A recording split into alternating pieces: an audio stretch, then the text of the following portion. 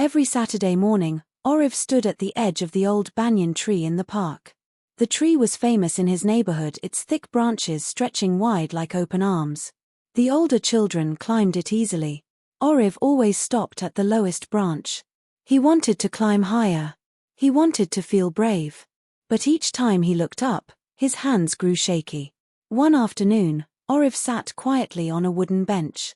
That was when he noticed a small fluffy squirrel racing up the trunk of the banyan tree. The squirrel suddenly slipped, its tiny claws struggling to grip the bark. But it did not give up. It steadied itself, crouched low, and tried again. Higher it climbed, even after another small slip. It finally reached a tall branch. There, it flicked its bushy tail proudly in the sunlight. Aarav watched closely. The squirrel was tiny compared to the enormous tree.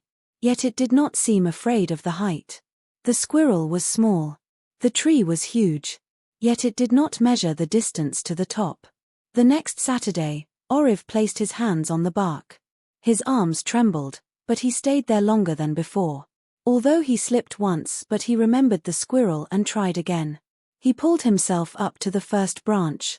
The following week he practiced. He reached the second branch.